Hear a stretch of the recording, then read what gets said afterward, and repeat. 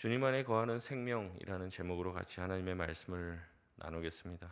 계속해서 요한복음 6장의 말씀을 나누고 있습니다. 요한복음 6장의 말씀의 핵심은 바로 오병이어 기적 이후 이 기적을 추구하는 사람들, 이 기적을 보고 예수님을 쫓아오는 사람들에게 예수님이 이 기적의 의미가 무엇이며 예수님이 왜 이 땅에 오셨는지에 대한 이야기의 해설로 대부분 채워져 있습니다. 그렇기 때문에 이게 쉽게 이해가 되지 않습니다. 오늘 본문도 굉장히 어려운 본문이고요. 우리가 봤을 때 그냥 그런가 보다 하고 지나칠 만한 그런 본문이 아닙니다. 여러분 집에 가서 더 깊이 묵상할 수 있으면 좋겠습니다. 오병이어 기적 이후 사람들은 예수님을 쫓았습니다. 예수님을 임금으로 삼아서 예수님을 정말 그리스도다 여기면서 예수님을 추앙하려고 했습니다. 그러나 예수님은 그들에게 예수님 자신을 의탁하지 않았죠. 왜냐하면 그들이 예수님을 그리스도로 알아챘기 때문에 그런 것이 아니라 그들이 떡을 먹고 배불러서 예수님을 따라왔다는 것을 아셨기 때문에 그렇습니다. 그래서 예수님은 오병이어 기적의 진정한 의미를 해석하시는데 이와 같습니다. 그들이 떡을 먹어도 지금은 배부르지만 곧 어떻게 된다는 거예요? 다시 배고파진다는 거죠. 그전에 요한복음 4장에서 하셨던 말씀과 똑같습니다. 지금 물을 마셔도 어떻게 됩니까? 조금 지나면 다시 목마르게 된다는 것과 같다는 거죠.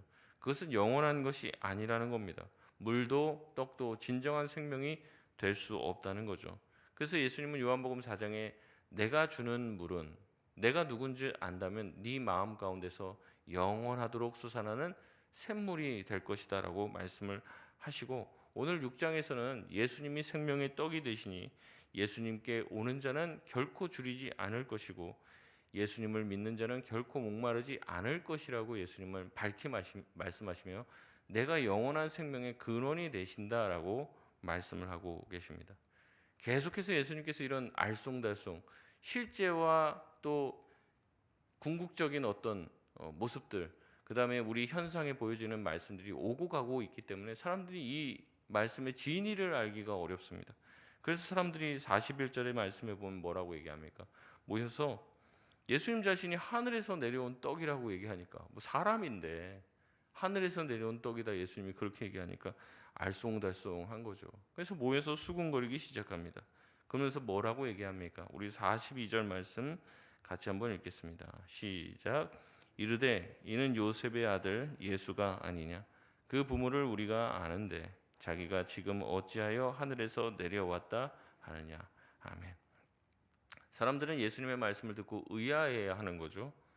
예수님이 하늘에서부터 내려왔다고 하는데 아니라는 거예요. 자기들이 봤을 때 이 사람 누구라는 겁니까? 예수는 목수 요셉의 아들 아니냐? 우리는 그 부모가 누군 줄 안다. 하늘에서 오긴 무슨 하늘에서 오냐? 요셉에게서 태어났는데 이 얘기를 한다는 거죠. 네 출신 성분을 안다는 거예요. 옆 동네의 목수 요셉의 아들 주제에 무슨 하늘에서 왔다는 뚱딴지 같은 소리를 하느냐 하는 것이죠. 그들은 자신의 경험과 지식에 막혀서 예수님의 말씀을 제대로 이해하지 못합니다. 예수님의 말씀처럼 선지자가 고향에서 환영받는 법이 없죠. 바로 이런 것입니다. 우리도 마찬가지입니다. 내가 가지고 있는 선입견, 내가 가지고 있는 지혜가 뭔가를 이해하는 데 큰 도움이 될 수는 있지만 가끔은 그것에 막혀서 진정하고 새로운 지식에 이르지 못할 수가 있다는 것이죠. 여러분 하나님은요 얼마나 새로우신 분입니까? 정말 날마다 새로운 분이시고 우리가 알지 못하는 많은 부분을 가지고 있는 분이 하나님이십니다. 저와 여러분이 평생 하나님을 알았다 한들 그 하나님에 대해서 제대로 알 수 있을까요? 없을까요? 없어요. 없는데도 불구하고 다 아는 줄 착각하는 사람들, 다 알았다고 생각하는 사람들이 얼마나 많이 있는지 모릅니다. 하나님, 예수님, 성령님에 대해서 우리가 다 압니까? 알지 못해요. 우리가 하나님에 대해서 감탄하게 되는 것은 무엇이냐면 하나님을 만나고 경험하면 우리가 감격하게 되는 이유는 내가 몰랐던 하나님에 대해서 알기 때문입니다. 그럼에도 불구하고 우리는 하나님을 다 아는 줄 압니다. 내가 아는 하나님이 전부라고 생각을 합니다. 그러니까 진짜 하나님을 만나면 정말 놀라게 되는 거예요. 하나님이 이런 분이셨네.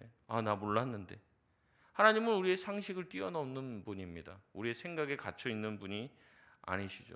내 생각은 너희의 생각과 다르다라고 하나님은 말씀하고 계십니다. 그러니까 그 하나님을 만나게 됐을 때 하나님을 경배하고 찬양할 수밖에 없는 거예요.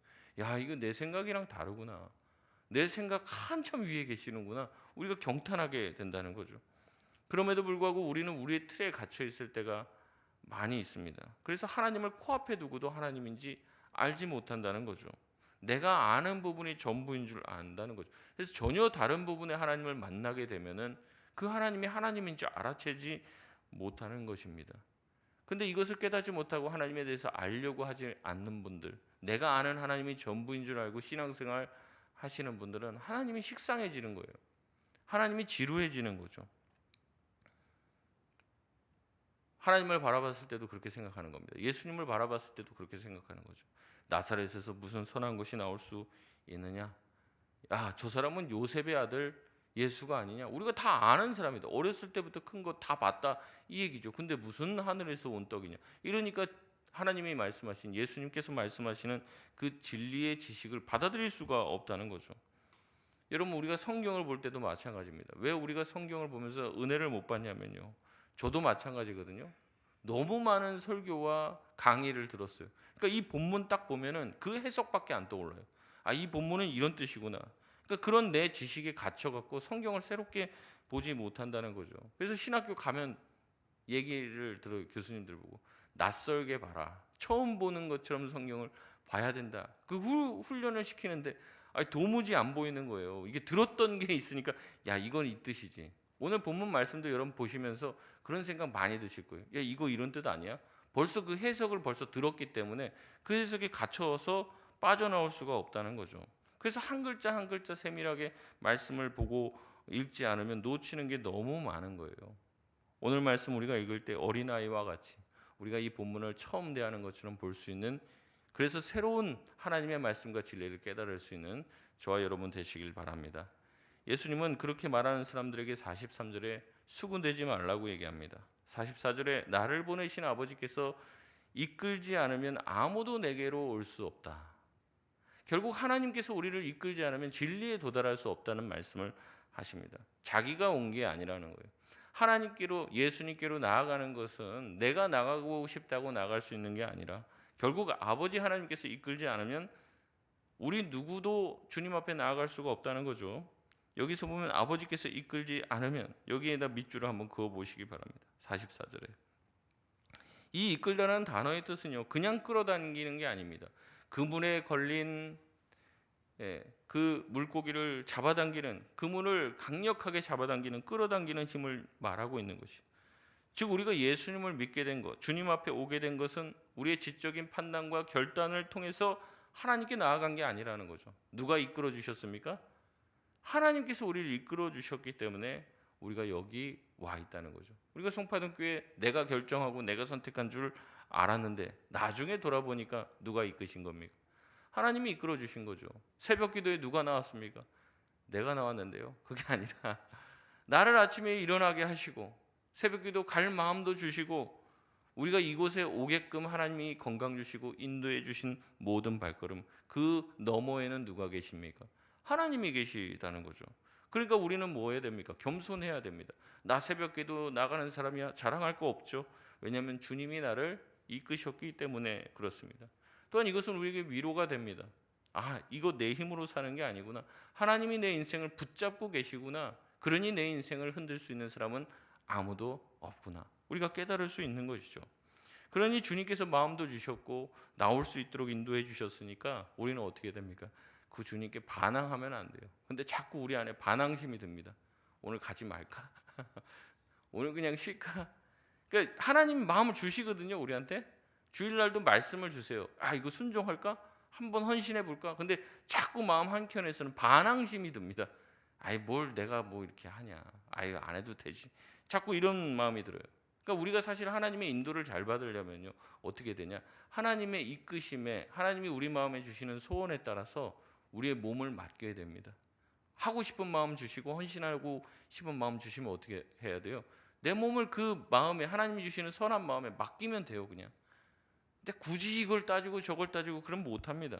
재고 계산하는 그런 사람들은 하나님 나라에 합당하지가 않는 것이죠. 하나님이 주시는 마음 가운데 내 인생과 내 삶의 결단을 맡기면서 주님께서 나를 이끌지 않으면 이런 마음도 안 들 거야. 이 마음, 정말 하나님이 주신 마음, 내가 이 마음 따라 살아야겠지. 이런 마음 가지고 주님 앞에 순종할 수 있길 바랍니다. 47절에 예수님을 믿는 자는 영생을 가졌으니, 48절에 예수님 자신이 생명의 떡이라고 밝히십니다. 49절에 광야의 만나 이야기를 하십니다. 광야의 만나, 이게 너무나 대단해서 사실 법궤 안에까지 항아리에다가 담아서 넣었어요. 이 광야의 만나, 대단한 거죠. 매일 아침마다 내리는 하늘의 떡, 대단한 것 아닙니까? 그러나 그 떡을 먹은 사람들도 다 어떻게 됐습니까? 광야에서 다 죽는다는 거죠. 그러나 50절에 예수님은 하늘에서 내려온 떡이니 이 떡은 사람으로 하여금 먹고 죽지 않게 하는 것이다 라고 말씀하시면서 51절에 이렇게 말씀하십니다. 나는 하늘에서 내려온 살아있는 떡이니 사람이 이 떡을 먹으면 영생하리라. 내가 줄 떡은 곧 세상의 생명을 위한 내 살이니라 하시니라 라고 말씀하십니다. 예수님께서는 자신이 떡이니 사람이 이 떡을 먹으면 영생한다고 말씀하십니다. 그리고 내가 줄 떡이 있는데 이 떡을 먹어야 산다는 거죠. 근데 이 떡이 뭐라는 거예요? 51절 마지막에 내 살이다라고 얘기하는 겁니다. 여러분, 이 말씀을 문자 그대로 받아보세요. 얼마나 충격입니까? 내가 너희들에게 줄 떡이 있는데 그 떡은 뭔 줄 알아? 내 살이야. 자, 뜯어 먹어. 여러분, 이 말씀이 얼마나 충격적입니까? 이 말씀의 이미지를 생각해 보란 말이죠. 그 말씀을. 예수님이 지금 식인을 말하는 겁니까? 예수님 자체를 잡아먹으라는 얘기예요? 아니죠. 그게 아닌 것은 분명합니다. 그럼 도대체 무슨 뜻입니까? 여러분, 이 말씀은요, 당시 듣고 있던 유대인들에게도 충격이었습니다. 52절에 그들이 다투어 말했다. 저 사람이 자기 살을 준다는데 도대체 무슨 말을 하고 있는 거냐? 우리와 동일한 반응을 하는 거예요. 이러면 이 말씀을 보면서 이상하지 않으십니까? 예수님은 이 말씀에 대해서 의아해하고 다투는 사람들을 향해 다시 한번 말씀하십니다. 53절 말씀 같이 읽겠습니다. 시작. 예수께서 이르시되 내가 진실로 진실로 너희에게 이르노니 인자의 살을 먹지 아니하고 인자의 피를 마시지 아니하면 너희 속에 생명이 없느니라. 아멘. 예수님은 진실로 진실로 이렇게 말씀하십니다. 53절. 너무 중요한 말씀이에요. 진실로 진실로. 아멘 아멘입니다. 원래 원어로는 그 진실로 진실로 아멘 아멘. 아멘이 무슨 뜻이에요? 정말 그렇게 이루어지기를 원합니다. 이런 뜻 아닙니까? 예수님이 확실히 이루어질 거라는 두 번의 말씀을 하시면서 얘기합니다. 예수님은 인자의 살을 먹지 않고 인자의 피를, 예수님의 피를 마시지 않으면 너희 속에 생명이 없다. 그러니까 예수님의 살과 피를 우리 먹어야 됩니까? 안 먹어야 됩니까? 먹어야 된다는 거죠. 여러분, 이 말씀도요, 우리가 딱 읽으면 성찬식 떠오릅니다. 그 성찬식이 전부예요. 그러면 이거 아무 의미가 없는 말씀입니다. 예수님 그 말씀하시는 게 아닙니다. 예수님은 방금 한 말을 오해하지 말라는 식으로 다시 한번 강력하게 얘기해요. 계속해서 반복적으로 나와요. 내 살과 피를 먹고 마시지 않으면 안 된다. 여러분, 무슨 말씀이십니까? 우선은 이 말씀은 단순히 정말로 예수님의 살과 피를 실제로 섭취하라는 얘기는 아니죠. 예수님의 십자가의 희생을 말씀하시는 겁니다. 그런데 그러면 예수님이 나중에 십자가에서 죽으실 것을 말씀하시면 되지, 왜 식인이라고 하는, 정말 살과 피를 마셔야 된다고 하는 식인이라고 하는 이미지를 가지고 오냐는 거죠. 이 이미지를 가져와서 오해를 샀잖아요 지금. 야, 저 사람이 무슨 자기 살과 피를 나눠준다고 하냐, 저걸 먹으라고 하냐, 왜 굳이 이런 말을 하냐는 거예요. 굳이 이렇게 오해가 될 만한 이야기를 하실 필요가 있습니까? 그냥 풀어주시면 되지. 예수님은 이런 오해를 감수하고라도 이 이미지가 주는 그 충격, 그 다음에 그 이미지야말로, 그 이미지 말고는 설명할 수 없는 얘기를 하고 계시는 거예요. 그래서 일부러 이 단어를, 이 이미지를 사용하시는 겁니다. 여기서 살을 먹다라는 단어는요, 우아하게 우리가 앉아갖고 음식을 먹는 그런 의미의 이미지가 아닙니다. 짐승이 마치 먹이를 아주 거칠게, 아주 원색적으로 막 먹이를 와그작 막 씹어 먹는 그런 이미지를 가지고 쓰는 표현이에요. 여러분, 우리가 예수님을 먹을 때 어떻게 먹어야 된다는 거예요?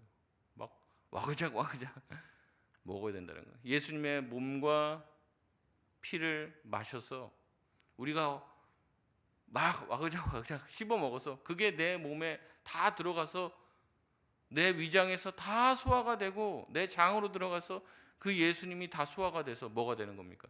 내 육신의 자양분으로 삼아야 된다는 그 얘기를 하고 계시는 거예요. 식인이라는 이미지까지 가지고 오시는 거예요. 그래서 예수님과 우리가 어떻게 됩니까? 완벽한 혼연일체가 되는 거예요. 무슨 이미지인지 아시겠습니까? 우리가 완전히 뭐 어린 아이들 보면 이유식 먹고 막 그러잖아요. 그다음에 아이가 크면은 조금 더 고기도 먹고 그래야 돼요. 왜 그렇습니까? 자라면서 그 아이들이 자라기 위해서 뼈와 몸에 필요한 영양분들을 공급하기 위해서 더 영양분이 많은 음식을 먹어서 그 모든 것이 다 뭐가 돼야 돼요? 뼈와 살이 돼야 되잖아요. 그래서 그걸 먹는다는 거죠. 예수님이 그 얘기 하시는 겁니다. 예수님에 대해서 우리가 예수님과 하나가 돼야 된다라는 그 말씀을 하시는데, 예수님 자체를 완전히 우리가 씹어서 가루를 내서 우리 목구멍으로 넘겨서 우리 위장에서 다 소화시켜서 흡수해서 우리 자신이 뭐가 된다는 겁니까? 예수님과 동일하게 돼야 된다. 그 얘기를 하고 계시는 거예요. 예수님은 우리가 멀리 보고 예수님 위대하십니다, 우리를 위해서 죽으셨죠, 경배할 경배의 대상만 되지 않습니다. 주님은 뭐라고 얘기합니까? 예수님 자신을 통째로 씹어 먹어야 된다. 우리가 그렇게 얘기를 하고 계시는 거예요. 완전히 예수님을 소화시켜서 우리의 뼈와 살의 자양분으로 삼으라고 얘기하십니다. 여러분, 이렇게 하려면 예수님의 말씀 그냥 들어서 되겠습니까? 예수님만 말을 곱 씹어야 된다는 거잖아요. 완전히 내 것으로 만들어야 된다는 거잖아요. 말씀을 졸면서 듣는데 우리가 그렇게 예수님을 씹어 먹을 수 있겠습니까? 핸드폰 보면서 우리가 말씀을 봤는데 그렇게 할 수 있습니까? 못하는 거죠. 그러니까 예배 그냥 그렇게 드리는 사람들은 절대 예수님을 먹고 마시는 것이 될 수가 없어요. 될 리가 없죠. 좋은 것을 먹고 영양분이 많은 것을 먹어야 건강해지는 것과 똑같습니다. 예수님을 먹고 마시며 내 몸의 일부로 삼고 내 몸이 돼야 되는 거예요. 예수님은 얘기하십니다. 53절에 그렇지 않으면 너희 가운데 영생이 있어요, 없어요? 없다는 거죠. 여러분, 이 말씀은 계속 오늘 시간 날 때보다 묵상해 보시기 바랍니다. 나는 예수님을 먹고 마시고 있는가? 이거 없으면 영생이 없다고 얘기하는데, 54절에 예수님은 내 살을 먹고 내 피를 마시는 자가 영생을 가졌다. 다시 한번 얘기합니다. 계속 반복적으로 얘기해요, 오늘 말씀에. 55절에 내 살은 참된 양식이요 내 피는 참된 음료로다. 그것만이 우리를 영생하게 한다는 거예요. 그것만이 영원한 우리의 양식이 된다는 거죠. 여러분, 누가 들으면 참 오해가 될 말씀이에요. 이것 때문에 그리스도인들이 시긴한다라는 그런 오해를 받은 것 아닙니까? 그러면서 56절에 이렇게 말씀하십니다. 56절에 내 살을 먹고 내 피를 마시는 자는 내 안에 거하고 나도 그의 안에 거하니.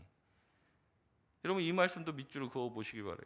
예수님의 살과 피를 마시는 자는 예수님이 이제 우리 안에 소화가 돼서 들어오신 거죠. 완전히 우리 몸에 흡수가 됐어요. 그러니까 어떻게 합니까? 내 안에 거하게 되고 나도 그의 안에 거하는 상호 내주를 얘기하는 겁니다. 그러니까 이제 예수님이 내 안에만 있는 게 아니라 내가 예수님 안에 거하고 예수님이 내 안에 거하고, 이게 어떻게 된 거예요? 나와 예수님이 완전히 혼연일체가 되는 거죠. 그래서 칼빈의 신학에서 굉장히 강조하고 있는 것 중에 하나가 바로 그리스도와의 연합입니다. 우리가 완전히 붙어 있는 거예요, 완전히. 그러니까 예수님이 내 안에, 내가 예수님 닮고만 사는 게 아니라 내가 예수님 안에 거하고 예수님이 내 안에 거하는 상호 내주, 주님과의 연합을 얘기하는 거죠. 우리는 주님 안에 있어야 합니다. 주님 안에 있어야지 열매를 맺게 되는 거죠. 주님 안에 있는 자들은 구하는 모든 것이 다 응답된다고 얘기합니다. 예수님 안에 있어야 된다고, 주 안에 있어야 된다고 말하는 거죠. 예수님 안에 있기 위해서 우리는 예수님의 살과 피를 씹어 먹어야 되고 소화시키고 우리 안에 흡수해야 된다고 말씀하십니다. 그리고 57절에 이렇게 말씀하시죠. 57절 말씀 같이 한번 읽겠습니다. 시작. 살아계신 아버지께서 나를 보내심에 내가 아버지로 말미암아 사는 것 같이 나를 먹는 그 사람도 나로 말미암아 살리라. 아멘. 또 말씀하시죠. 예수님을 먹으라고 말씀하십니다. 성도들은 예수님을 먹어야 산다라고 얘기를 하는 거예요. 여러분, 이것이 성도들의 생존 방식입니다. 우리는 예수님을 먹어야 사는 존재인 줄 믿습니다. 사람은 떡으로 사는 것이 아닙니다. 하나님의 말씀이신 예수 그리스도를 먹음으로 사는 줄 믿습니다. 우리의 통장 잔고로 사는 게 아니죠. 우리의 육신의 건강함, 우리의 출세로 사는 것이 아닙니다. 우리가 예수님 안에 거하고 예수님께서 우리 안에 거하게 되실 때 우리는 비로소 살게 된다는 것이죠. 그러니 우리는 아무리 바빠도 주님과 만나고 주님을 씹어먹는 시간을 가져야 합니다. 매일의 기도의 자리, 큐티의 자리, 말씀의 자리 사모하시길 바랍니다. 힘이 들더라도 이 자리를 통해서 우리가 뭐 하는 거예요? 살게 된다는 거예요. 이 말씀을 하시는데도 아직도 몰라요. 그것을 아무리 가르쳐줘도 모른단 말이죠. 왜 말씀을 뭐 매일 굳이 그렇게 봐야 됩니까? 뭐 매일 기도해야 됩니까? 이렇게 생각을 한다는 거죠. 얼마나 가슴 아픈지 몰라요. 이 요한복음의 말씀을 전혀 모르는 거죠. 성경 몇 독을 했다고 하는데 이 말씀의 의미를 모르는 거예요. 주님의 말씀을 듣고 먹고 씹고 우리의 마음에 그 주님의 말씀을 담아 주님의 말씀대로 살아갈 때 주님이 내 안에 거하고 내가 주님 안에 거하는 놀라운 은혜가 있을 줄 믿습니다. 말씀을 맺겠습니다. 예수님의 말씀은 당시 사람들에게 매우 충격적이고 걸림돌이 되었습니다. 내일 말씀도 그래요. 내일 말씀도 제자들이 모여서 야, 이 말씀 너무 어렵다. 도대체 누가 이 말씀을 받겠느냐 이런단 말이죠. 너무 어려운 말씀이죠. 유대인들은 예수님의 살과 피를 먹으라는 말씀 제자들도 이해하지 못합니다. 왜냐하면 자기들의 생각으로 예수님을 이해하려고 하니까 이해를 못하는 거예요. 예수님에게 기적만 바랬지 예수님이 누군지 알고 싶어 하지도 않았습니다. 근데 우리는 다르죠. 이제 알잖아요. 무슨 뜻인지 풀어도 주고. 예수님의 살과 피를 뜯어 먹으라는 말씀은 어려운 말씀입니다. 하지만 먹지 않으면 영생 또한 없습니다. 왜냐하면 예수님의 살이 참 양식이 되고 예수님의 피가 참 음료가 되기 때문에 그렇습니다. 세상에 만나는 먹어도 다시 배고프죠. 그러나 영생의 떡이신 생명의 떡이신 예수님은 영원한 만족과 안식을 줄 믿습니다. 그 주님과 함께 연합된 삶을 누리는 저와 여러분 다 되시길 주님의 이름으로 소원합니다. 우리 시간 기도하겠습니다. 들었던 말씀 기억하며 주님을 먹고 씹으며 또한 주님의 피를 마시며 주님과 연합된 삶을 살게 하여 주시옵소서. 주님 안에 거하고 주님이 내 안에 거하는 놀라운 은혜의 역사가 있게 하여 달라고 우리 시간 주여 한번 부르짖고 합심해서 기도하고 자유롭게 기도하고 돌아가시겠습니다. 주여